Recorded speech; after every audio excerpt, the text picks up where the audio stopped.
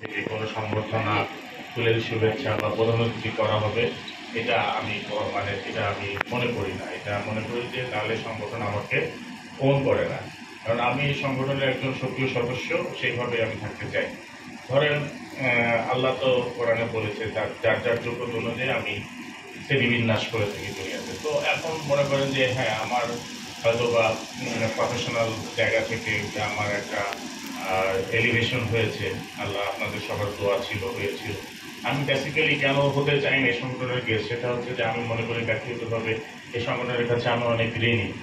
আমি এই সংগঠন করতে গিয়ে আমি সুন্দরবন রক্ষার স্বার্থে থার্মাল পাওয়ার প্লান্ট নিয়ে মামলা করেছিলাম। সেই মামলা করার কারণে আমি প্রথম আমার যে 1913 সালে প্রথম যে টিভি অ্যাপিয়ারেন্স, একটা মানে 21 টিভিতে সফল সাক্ষাৎকার হিসাবে দিয়েছিলাম আমি ওই মামলার উপরে।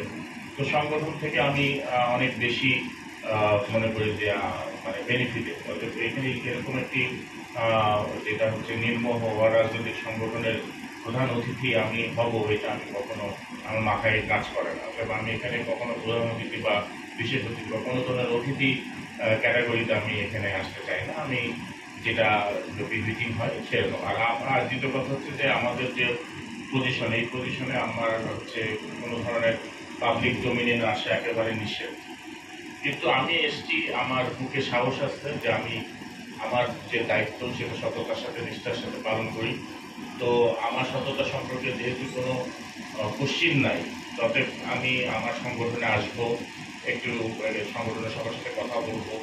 এটা এটা যে আমার বর্তমান প্রফেশনাল যে ডিগনিটি, সেই ডিগনিটিকে হ্যাম্পার করবে না, এরকম একটা আত্মবিশ্বাস থেকে আমি এই সংগঠনে আসছি। কিন্তু বেসিক্যালি যে